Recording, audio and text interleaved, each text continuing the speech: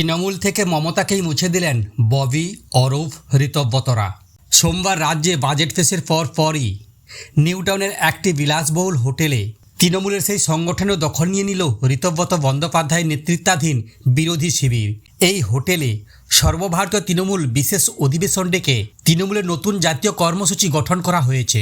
লোকসভার 20 জন সাংসদ তৃণমূল থেকে বেরিয়ে ন্যাশনালিস্ট সিটিজেন পার্টি অফ ইন্ডিয়াতে মিশে গিয়েছে।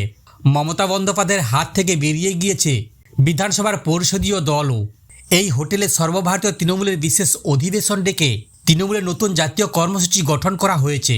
সেই তৃণমূলের চেয়ারম্যান করা হয়েছে মধ্য হাওড়া বিধানসভার বিধায়ক অরূপ রায়কে। শুধু চেয়ারম্যান পদে বদল নয়, গোটা তৃণমূলের সাংগঠনিক রদবদলই ঘটানো হয়েছে।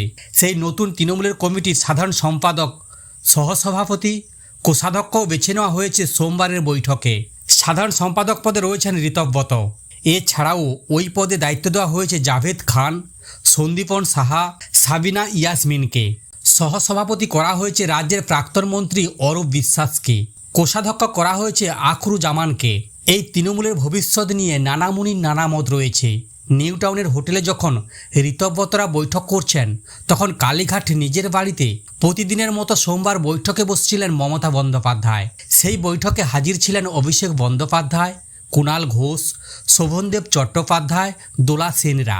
মমতার বাড়ি থেকে বেরিয়ে বেলেঘাটার বিধায়ক তথা মমতাপন্থী কুণাল ঘোষ বলেন, তৃণমূল আর মমতা বন্দ্যোপাধ্যায়ের সমর্থক।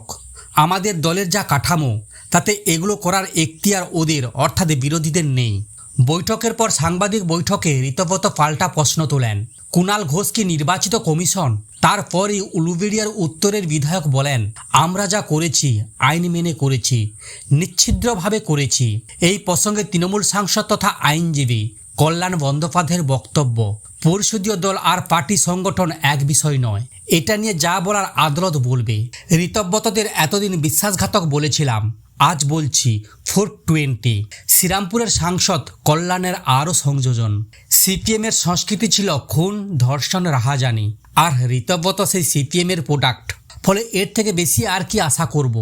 আইনজীবী অরুণাভ ঘোষ বলেন, এটা যতটা না আইনি প্রশ্ন, তার থেকেও বড় প্রশ্ন রাজনৈতিক। তিনি প্রশ্ন তোলেন, মমতাকে বাদ দিয়ে তৃণমূল, এটা নিচুতলার কর্মীরা বিশ্বাস করতে পারবেন তো? তবে অন্যমত পোষণ করলেন সিপিএমের আইনজীবী সব্যসাচী চট্টোপাধ্যায়। ওনার বক্তব্য, ঋতব্রতরা যেভাবে এগোচ্ছে তাতে স্পষ্ট একটি নকশা রয়েছে।